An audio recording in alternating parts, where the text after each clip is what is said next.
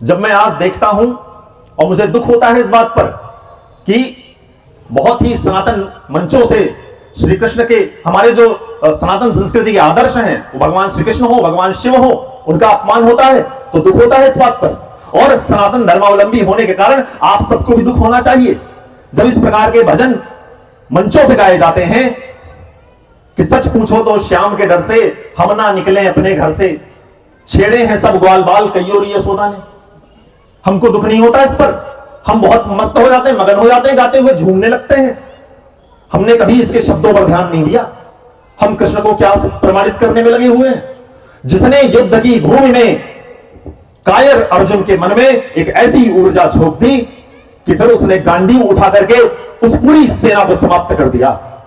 उस महानायक को, उस कृष्ण को मैंने मंचों पर नाचते हुए देखा है, अभद्र तरीके से नाचते हुए देखा है, और यह दुखद है। और अगर आपको इस पर दुख नहीं हो रहा है तो हमारे आपके समाप्त होने में किसी और का हाथ नहीं है, हमारे आपके समाप्त होने में हमारा ही हाथ है। अभी मैं बनारस से आता हूं, अगर आप लोग अगर बनारस जाएं कभी, शादियां वहां की देखिए, शादियों में दूल्हा दुल्हन मंच पर बैठे हैं और भगवान भोलेनाथ तांडव कर रहे हैं मंच पर। कितना दुखद है। हमने भोलेनाथ के तांडव को इतना हल्का बना दिया। वो तांडव जिसकी चर्चा होते ही सारे समाज में जो असुर समाज था, जो दानव समाज था, उनकी रूह कांप जाया करती थी, उस तांडव को हम शादियों में करवा रहे हैं। तो हमारा और आपका नाश क्यों नहीं होगा? कोई दूसरा आ रहा है। जिसने श्रीमद् भगवद गीता का ज्ञान दिया वो मनिहारी बनके चूड़ियां बेच रहा है, और हमें आपको कष्ट नहीं होता है। हम आप उन भजनों पर झूमते हैं। अभी इस मंच से एक भजन गाया गया, बच्चियों का कोई दोष नहीं, क्योंकि उनको नहीं पता कि उस भजन के पीछे क्या आशय है। श्याम छलिया, अभी एक भजन हो रहा था, बहुत अच्छा भजन गाया, स्वर बहुत अच्छे थे, संगीत बहुत अच्छा था, लेकिन शब्द से मुझे आपत्ति है। श्याम छलिया नहीं हो सकते, श्याम रसिया नहीं हो सकते। रसिया शब्द गाली है, अगर आपको कोई रसिया कह दे आप स्वीकार नहीं करेंगे, लेकिन आपके ईश्वर को कहा जा रहा है, आपके भगवान को छलिया कहा जा रहा है मंचों से। और हम क्या करते हैं? हम तालियां बजाते हैं पीछे बैठ करके। हम बहुत प्रसन्न होते हैं क्योंकि हम सुनते नहीं हैं। क्यों? क्योंकि हम समझते नहीं हैं, हम जागते नहीं हैं, और न जाने किस दिन हम जागेंगे। देख लीजिए, आप कांधार तक थे, इधर आप कहां तक थे, और कितना सिमट करके कितने छोटे भूभाग में रह गए। इसको अपनी वीरता कहते हैं, इसको अपनी सहिष्णुता कहते हैं। तो इस सहिष्णुता का क्या किया जाए? जब हम समाप्त हो जाएंगे एक दिन, तो इस सहिष्णुता को ले जाकर के कहां रखेंगे? कोई भी ग्रंथ, कोई भी सनातन साहित्य का ग्रंथ आपको कायरता नहीं सिखाता। और अपनी कायरता को जब शास्त्रों की आड़ में जाकर के आप उसको छिपाना प्रारंभ कर देंगे, वो दिन आपके लिए सबसे दुर्भाग्य का दिन होगा। और मैं इसको भविष्यवाचक शब्द में प्रयोग नहीं करना चाहिए मुझे कि होगा, ये हो रहा है। हम अपनी कायरता को शास्त्रों की आड़ में, हम कहते हैं कि भगवान श्री कृष्ण जो है श्रीमद् भगवद गीता का उपदेश देके शांति की बात कर रहे हैं। शांति की बात उन्होंने की, शांति की बात उन्होंने युद्ध भूमि में आने से पहले तक अंतिम प्रयास किए। दुर्योधन के साथ राज्यसभा में जाके श्री कृष्ण ने अपना भी अपमान कराया। क्यों? क्योंकि शांति की स्थापना के लिए उन्होंने अंतिम प्रयास करना चाहा था। वो जब जाते हैं, वो कहते हैं कि वैसे तो आधे राज्य की बात हुई थी, लेकिन फिर भी अगर तुम चाहते हो तो 5 गांव भी दे दो तो हम युद्ध नहीं करेंगे। सारे अपमान का विष पी जाएंगे पर युद्ध नहीं करेंगे। दो न्याय अगर तो आधा दो, पर इसमें भी यदि बाधा हो तो दे दो केवल 5 ग्राम, रखो अपनी धरती तमाम, हम वही खुशी से खाएंगे, परिजन पर असी न उठाएंगे। पर दुर्योधन वह भी दे न सका, आशीष समाज की ले न सका, उल्टे हरि को बांधने चला, जो था असाध्य साधने चला। जब नाश मनुज पर छाता है, पहले विवेक मर जाता है, उसकी बुद्धि नाश हो जाती है। तो हम सबकी बुद्धि नाश हो चुकी है, और मुझे कहने में कोई कष्ट नहीं होता है। हो सकता है आपको मेरी बातों से आपत्ति हो, अनुभव में आपसे मैं बहुत कम हूं, लेकिन जहां से मैं देख रहा हूं वहां से मैं पतन की ओर जाता हुआ देख रहा हूं, कायरता की ओर जाता हुआ देख रहा हूं पूरे समाज को। बांग्लादेश में जब हिंदुओं के ऊपर इतना अत्याचार हो रहा है, वहां पर जो है इस्कॉन के जो अध्यक्ष हैं उनको जेल में डाल दिया गया है। इस्कॉन मंदिर के जितने भी कार्यकर्ता थे वो बहुत भोजन करवा रहे थे, वो बहुत पुण्य के काम कर रहे थे। क्या किया गया उनके साथ? मैं नहीं कहता कि आप पुण्य के काम छोड़ दो, लेकिन मैं कहता हूं कि अधिक अहिंसक हो जाने पर आपकी संस्कृति नष्ट हो जाएगी, क्योंकि अधिक अहिंसा आपको कायरता की ओर ले जाती है। आग यदि जलाना छोड़ देगी तो उस पर भोजन भी नहीं पकेगा। आग को यह समझना पड़ेगा कि घर नहीं जलाने हैं, लेकिन भोजन पकाने का ताप हमें अपने अंदर रखना है। क्षमा शोभती उस भुजंग को जिसके पास गरल हो, उसको क्या जो दंतहीन विषहीन विनीत सरल हो। 3 दिवस तक पंथ मांगते रघुपति सिंधु किनारे, बैठे पढ़ते रहे छंद अनुनय के प्यारे प्यारे। 3 दिन तक उन्होंने समुद्र को मनाया कि शायद मेरे अनुनय विनय से मान जाए। उत्तर में जब एक नाद भी उठा नहीं सागर से, उठी अधीर धड़क पौरुष की आग राम के शर से। और सच पूछो तो शर में ही बसती है दीप्ति विनय की, संधि वचन संपूज्य उसी का जिसमें शक्ति विजय की। अगर आप में विजय की शक्ति होगी तो आपके संधि वचन माने जाएंगे पूरे विश्व में। जब आप शास्त्रोक्त आचरण करते थे तो आप पूरे विश्व में विश्वगुरु थे। आज आप कहते रहिए आप विश्वगुरु नहीं हैं, और ऐसा कोई दिन नहीं आएगा जिस दिन घोषणा होगी कि आज से भारत विश्वगुरु हो गया। आपको अपने शास्त्रों की ओर लौटना पड़ेगा। उसके अंदर जो वैज्ञानिक सिद्धांत हैं उनकी निंदा नहीं करनी है।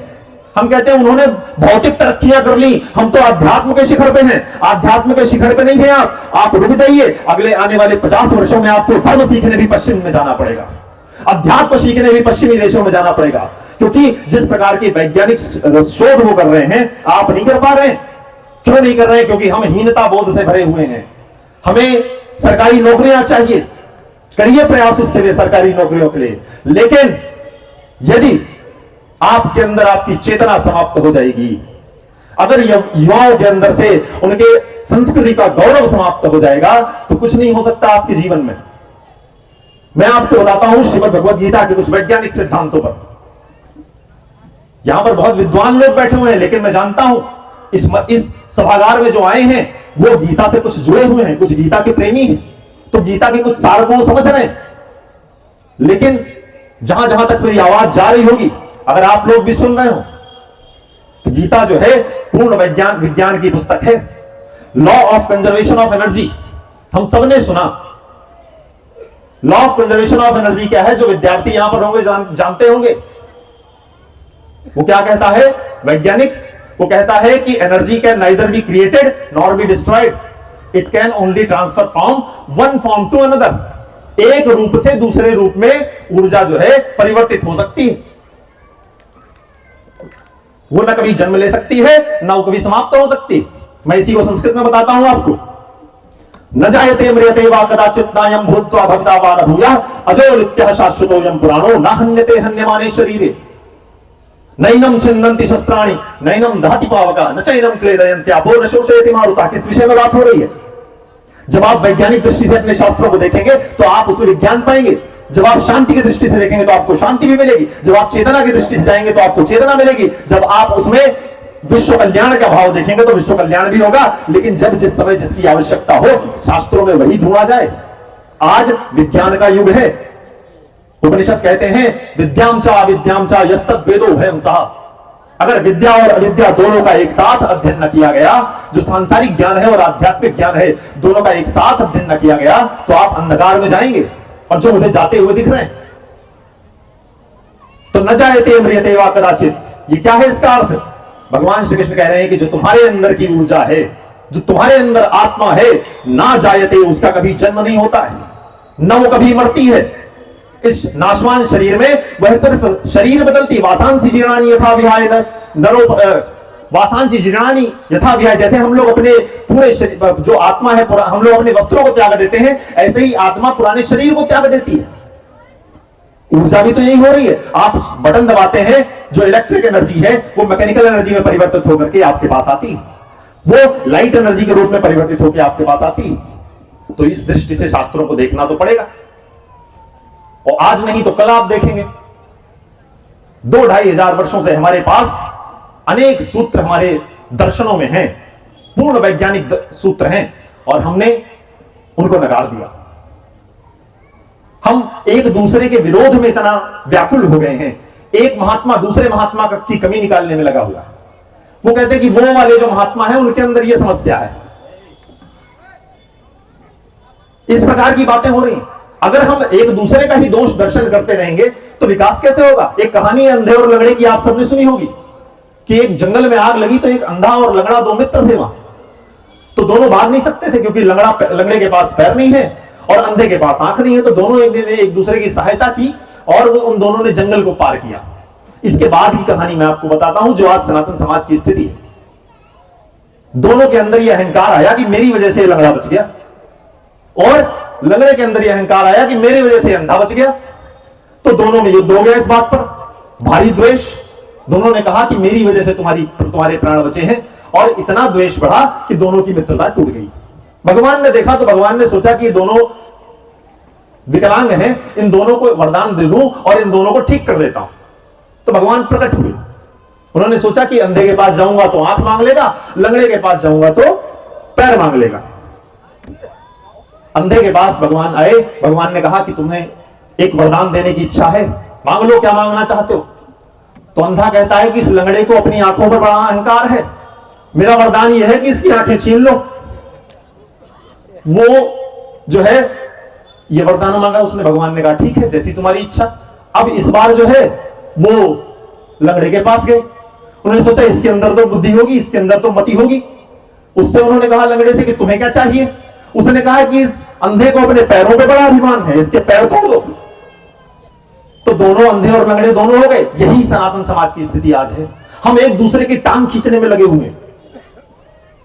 हमें नहीं लगता कि अगर हम बढ़ना चाहते हैं तो साथ में मिलकर के बढ़ना होगा। जिस प्रकार की व्यवस्था जाति प्रथा के नाम पर अनेक अनेक कुप्रथाएं समाज में फैली हुई हैं और शास्त्रों के नाम पर यह कहा जाता है कि सनातन शास्त्रों में जातियों का वर्णन है। मैं कहता हूं सनातन शास्त्र में एक भी जाति की बात करें। श्रीमद् भगवद गीता के पहले अध्याय का एक श्लोक लेकर के कुछ लोग बहुत उत्साहित होते हैं कि उसमें जाति, कुल और वर्ण संकर की बात की गई। पहले अध्याय का 43वां श्लोक है जिसमें आया है जाति धर्म कुल धर्माश्च शाश्वता। अर्जुन कह रहा है। तो एक सभा में मुझसे प्रश्न किया गया और वो प्रश्नोत्तरी का सेशन था। मैंने उनसे कहा कि आप प्रश्न करो, जाति व्यवस्था जो है सनातन शास्त्रों में नहीं है। उसने उठा करके वो श्लोक मुझसे बोला। उसने कहा कि ये श्लोक तो श्रीमद् भगवद गीता में वर्णित है, आप कैसी बात कर रहे हैं कि श्रीमद् भगवद गीता में जातियों का और कुल धर्म का वर्णन नहीं है। मैंने कहा श्रीमद् भगवद गीता का नाम सुनकर के मत उत्साहित हो जाओ मित्र, क्योंकि श्रीमद् भगवद गीता में संजय के भी वचन हैं, धृतराष्ट्र के भी वचन हैं, अर्जुन के भी वचन हैं और श्री कृष्ण के भी वचन हैं। भगवत गीता में जो भगवान श्री कृष्ण ने कहा है सिर्फ वही प्रमाण है, वही मानने योग्य है।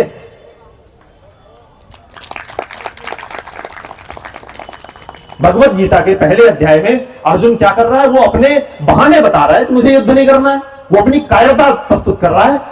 वो कहता है कि हे केशव न कांक्षे विजयम कृष्ण नाचा राज्यम सुखानीचा।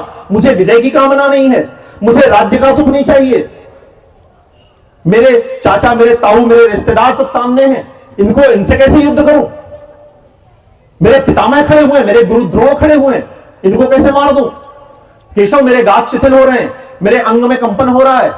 उसने 15 बहाने बताए हैं। उसी बहाने में बताते हुए एक बहाना ये भी बताता है कि मेरा जाति धर्म नष्ट हो जाएगा, मेरा कुल धर्म नष्ट हो जाएगा। तो आप युद्ध से भागते हुए अर्जुन के उन बहानों को अगर प्रमाण बताएं तो मैं आपका क्या करूं? मुझे ये बताइए कि श्रीमद् भगवद गीता की एक भी पंक्ति जो भगवान श्री कृष्ण कह रहे हो और वो कहते हो कि हाँ जाति धर्म और कुल धर्म जो है वो तुम्हारी श्रेष्ठता का परिचायक है। वो तो कहते हैं कि जो भी वर्ण व्यवस्था है ये मेरे द्वारा बनाई हुई है और ये गुण और कर्म के आधारित पर मैंने विभाजित की है। जिसका जैसा गुण होगा, जिसके जैसे कर्म होंगे, उस हिसाब से जो है ये वर्ण व्यवस्था काम करेगी। तो अंत में जो है श्रीमद् भगवद गीता के 18वें अध्याय में भगवान श्री कृष्ण जो जाति और कुल धर्म की बात हुई है, पहला अध्याय जो है उसका खंडन बाकी के 17 अध्यायों में हुआ है। श्रीमद् भगवद गीता के पहले अध्याय का खंडन 17 अध्यायों में है। और एक एक पंक्ति एक एक शब्द का खंडन किया है। जो जाति धर्म और कुल धर्म की बात हुई, एक जगह अंतिम में श्लोक आता है, सर्वधर्मान परित्यज्य माम एकम शरणम व्रज अहम त्वाम सर्व पापेभ्यो मोक्षयिष्यामि मा शुचः। वो कहते हैं सभी धर्मों को छोड़ करके मेरी शरण में आ जाओ। तो एक प्रश्न मन में उठता है अनायास ही कि वो धर्मों को छोड़ने की बात क्यों कर रहे हैं? कृष्ण ऐसा क्यों कह रहे हैं कि सभी धर्मों को छोड़ दो, जबकि उन्होंने पूरे भगवत गीता में सिर्फ धर्मों की व्याख्या की, धर्म की ही व्याख्या की है कि धर्म ये है, और फिर कहते हैं सभी धर्मों को छोड़ दो। तो हमको जब श्रीमद् भगवत गीता उत्तर है तो हमें प्रश्न भी सुनना पड़ेगा। तो प्रश्न किया गया है कि ये जाति धर्म और कुल धर्म तो शाश्वत हैं। तो इसका उत्तर देते हुए वो कहते हैं कि इन सब धर्म और अधर्म इसके चक्कर में मत पड़ो, माम एकम शरणम व्रज, मेरे एक की शरण में आ जाओ, क्योंकि द्वंद्व अगर तुम्हारे अंदर रहेगा तो द्वंद्व तुमको समाप्त कर देगा। और युद्ध के मैदान में द्वंद्व, ये तो और भी बड़ी बात हो गई। आप कितना भी बचना चाहें, आप युद्ध से बच नहीं सकते। युद्ध का अर्थ ये नहीं होता कि आप शस्त्र उठा करके मैदान में उतर जाएं। युद्ध कई स्तर पर ले जाते हैं। युद्ध वैचारिक भी होता है, और जब वैचारिक युद्ध में हम उतरते हैं और अगर हम विचार से दरिद्र हैं तो वो वैचारिक दरिद्रता हमको पतन की ओर ही ले जाएगी। युद्ध नहीं जिनके जीवन में, वे भी बड़े अभागे होंगे, या तो प्रण को तोड़ा होगा या फिर रण से भागे होंगे। और ये रण से भागने वाली कौम ज्यादा दिन तक जीवित नहीं रहती है। तो हमको ये समझना पड़ेगा कि सनातन धर्मावलंबी होने के नाते ये हमारी जिम्मेदारी है कि जो धर्म परिवर्तन हो रहे हैं समाज में, उनके खिलाफ आवाज उठाएं। जो जाति के आधार पे भेदभाव हो रहा है उसके खिलाफ आवाज उठाएं। धर्म परिवर्तन क्यों नहीं होगा? एक अंतिम विषय में इस पर बात करना चाहता था कि धर्म परिवर्तन क्यों नहीं होगा समाज में। अगर आप किसी को अपमानित करेंगे अपने धर्म में तो वो परिवर्तन तो कर ही लेगा।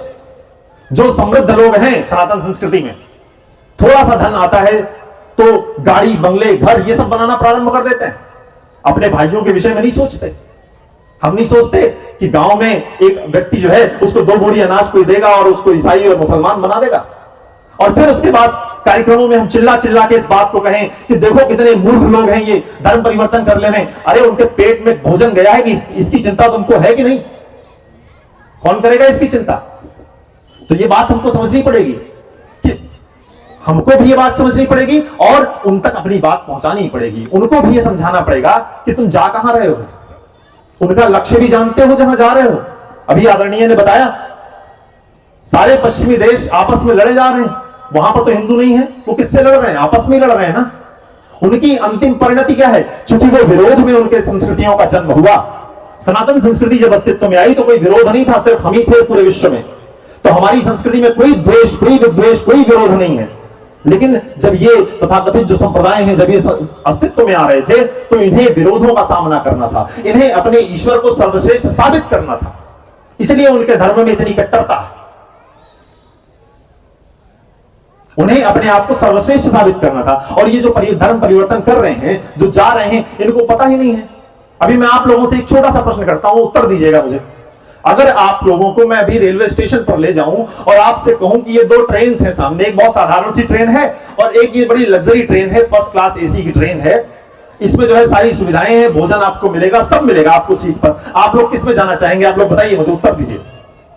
फर्स्ट क्लास ट्रेन में जाएंगे? बोलिए तेज आवाज में। किसी ने मुझसे नहीं पूछा कि जाना कहां है, सबने सुविधाओं को चुनते हुए बोला कि हम उस ट्रेन में चले जाएंगे। यही हो रहा है। गंतव्य निर्धारित नहीं है पहले से, गंतव्य का हमें पता भी नहीं है, और हम सब तैयार हैं भोग विलास, जहां से भी भोग मिल जाए, जहां से भी सुविधाएं मिल जाए, हम चलने को तैयार हैं। ले चलो, हम 2 बोरी अनाज दे दो, हम तुम्हारे धर्म में आ जाएंगे। 1,00,000-1,50,000 रुपया दे दो, हमारी बेटी की शादी करा दो, हम तुम्हारे धर्म में आ जाएंगे। तो ये समझाएगा कौन कि गंतव्य महत्वपूर्ण है। अभी आपको मैं बिजनेस क्लास का टिकट देता हूं और आपसे कहता हूं चले जाइए सीरिया, चले जाइए लेबनान, चले जाइए इस्लामाबाद, कितने लोग तैयार होंगे? फ्लाइट के बिजनेस क्लास का टिकट दूंगा, कितने लोग जाएंगे? कोई नहीं जाएगा। क्यों? क्योंकि गंतव्य आपको पता है। जब गंतव्य आपको पता होता है, जब आपको पता होता है कि ये विमान क्रैश होने वाला है, ये संस्कृति समाप्त होने वाली है, तब हम उस पर नहीं चढ़ते। तो पहले गंतव्य जानिए। सनातन संस्कृति आपको आध्यात्मिक उत्थान की ओर ले जा रही है। चिंतन में सर्वश्रेष्ठ हैं आप, विज्ञान में भी सर्वश्रेष्ठ है, यह कहना बंद कर दीजिए कि सनातन संस्कृति वैज्ञानिक नहीं है या सनातन संस्कृति में वैज्ञानिक खोजें नहीं हुई। हमारी अपनी कायरता जो है उसको सनातन संस्कृति के नाम पर मत थोपिए। सारे वैज्ञानिक सिद्धांत जो भारत से निकलने चाहिए थे, मैं नहीं कहता कि न्यूटन ने कुछ नहीं किया उसने। मैं नहीं कहता कि जो पश्चिमी वैज्ञानिक है उन्होंने कुछ नहीं किया, किस मुख से कहूं, उन्होंने किया, उन्होंने उसके गणितीय सिद्धांत दिए। लेकिन मेरा कष्ट यह है कि ये सारे गणितीय सिद्धांत भारत से निकलने चाहिए थे, क्योंकि भारत सिर्फ विज्ञान में ही नहीं, सिर्फ अध्यात्म में नहीं, विज्ञान में भी सर्वश्रेष्ठ था। और जब मैं था कहता हूं तो मैं अपने हृदय को चीर करके था कहता हूं। क्यों? क्योंकि था प्रयोग करना किसी वीर सभ्यता को, किसी तेजस्वी ओजस्वी सभ्यता को शोभा नहीं देता। भूतकाल में जीना आपको शोभा नहीं देता, लेकिन कहना पड़ता है, दुर्भाग्य है। लेकिन उसके साथ ही अंत में मैं इतना कहूंगा कि इस प्रकार के अगर कार्यक्रम पूरे देश में होते रहेंगे, इस प्रकार की बैठकी, इस प्रकार के चिंतन होते रहेंगे, आदरणीय गुरुदेव इतना महत्वपूर्ण काम सनातन संस्कृति के लिए कर रहे हैं, ऐसे दार्शनिक, ऐसे संतों और उनके चरणों में बैठ करके हम उनको सुनते रहेंगे, तो एक ना एक दिन हम उस शिखर पे पहुंचेंगे जहां पर पहुंचने के लिए हमें बनाया गया है, हमें ईश्वर ने जिसके लिए भेजा है। तो अंत में मैं सिर्फ अपनी बात को विराम देने से पहले इतना कहूंगा कि आप सभी अपने अंदर के आक्रोश को जीवित रखिए, अपने अंदर की आग को जीवित रखिए, क्योंकि अगर वो आग ठंडी हो गई तो कुछ नहीं हो सकता। अभिवादन नहीं काम आते हैं सब जगह। एक हमारे बहुत प्रिय मित्र है राम बदावर, आप सब जानते होंगे उनको, बड़ी अच्छी कविता उन्होंने कही कि सुनो समर में सुख वाले संसाधन काम नहीं आते, सुनो समर में सुख वाले संसाधन काम नहीं आते, बदन तपाना पड़ता है ये सावन काम नहीं आते, बदन तपाना पड़ता है ये सावन काम नहीं आते। और केशव शत्रु अगर ललकारे तो केशव कहते हैं रण में, शत्रु अगर ललकारे तो केशव कहते हैं रण में, क्रोध काम में आता है, अभिवादन काम नहीं आते।